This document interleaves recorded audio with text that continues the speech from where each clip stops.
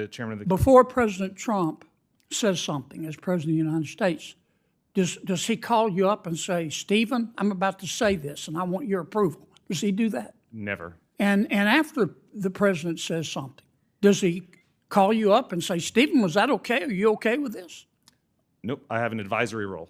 Okay. Now, sometimes intelligent adults, reasonable people disagree. Is that true? Very often.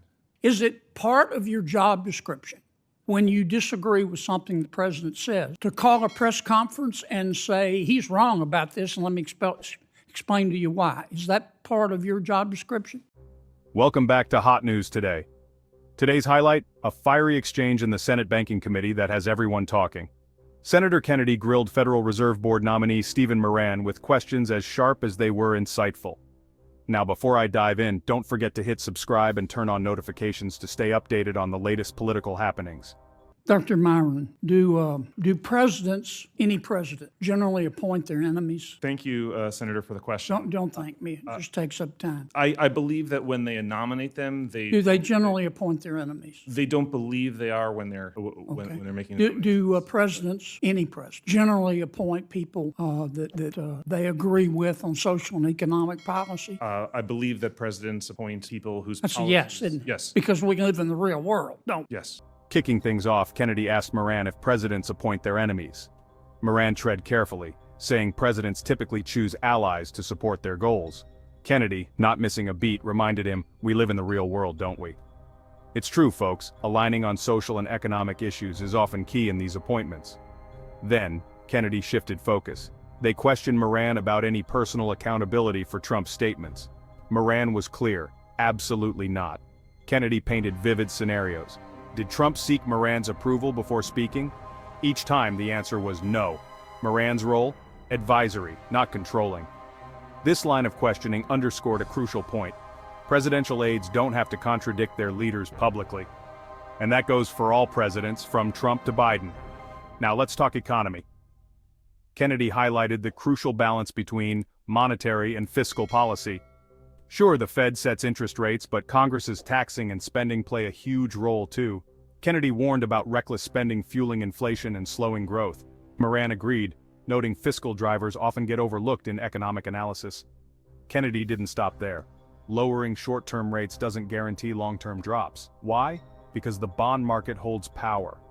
If inflation looms, rates rise, Fed moves or not. Miran confirmed it. The market has its own pulse. Are you personally responsible for everything President Trump says? No, my role as the chairman of the Before President Trump says something as President of the United States, does he call you up and say, Stephen, I'm about to say this and I want your approval? Does he do that? Never. And after the president says something, does he call you up and say, Stephen, was that okay? Are you okay with this? Nope. I have an advisory role. Okay. Now, sometimes intelligent adults, reasonable people disagree. Is that true? Very often. Is it part of your job description when you disagree with something the president says to call a press conference and say, he's wrong about this and let me explain to you why? Is that part of your job description?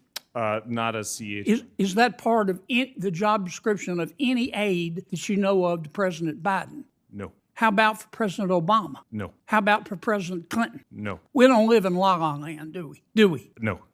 And when Kennedy addressed accusations from Senator Warren labeling Miran as Trump's puppet, Miran stood firm. Independent-minded and committed, they promised to stay true to sound economics over political theater. Now, monetary policy is important, and the Fed is in charge of it. But monetary policy is not the only thing that's important. Fiscal policy is important, isn't it? Fiscal policy is extremely important. And I don't care how low the Federal Reserve lowers interest rates. If the United States Congress is profligate in its spending, if it spends money like it's pond water, if it runs up $37 trillion in debt, and deficit spends to the tune of 7% every year, that also has an impact on employment and economic growth and inflation, does it not? Absolutely, and I think people often make a mistake by looking solely at monetary policy when fiscal policy is a huge driver. And in fact, the Federal Reserve can lower short-term rates through the Open Market Committee all you want. But that doesn't necessarily mean that long rates, 10 years and above, are going to go down, does it? Not necessarily. Right, because if the bond market counts too, doesn't it? Of course. If the bond, you can lower rates as low as you want to, but if the bond market thinks that inflation is on the horizon, those rates are going to keep going up or at least stay steady. Isn't that accurate? Yes, the Federal Reserve does not control the long end of the yield curve. Okay, so what Congress does matters, doesn't it? Hugely. Kennedy wrapped it up with a punchy remark. America doesn't need monetary plans put together by vodka and darts. The call? Sober, independent judgment. Miran pledged that independence, focusing on facts, not politics. My good friend Senator Warren says, you're Donald Trump's puppet. Are you Donald Trump's puppet? Not at all. I'm very independently minded, as shown by my willingness to stray from consensus and have out-of-consensus views, and I believe that, I will continue to be as independent, in my thinking process, if confirmed. We're going to hold you to that, Governor, future Governor. You need to call them like you see them. There's nothing wrong with politicians in Washington offering their opinions. You can't stop them. But we need a monetary plan that was put together by something other than vodka and darts. And that's what we had the Federal Reserve for. Now, you're going to get a lot of advice from politicians. I'm not saying they're always wrong. Even a blind chicken finds a mealworm now and then. But you've got to call them like you see them and ignore, nothing wrong with people giving their advice, but ignore all the rhetoric from all politicians. Will you give me that commitment? I do commit to that. So, what do you think? Did Kennedy uncover truths about fiscal responsibility, or was this just political drama? Drop your thoughts in the comments.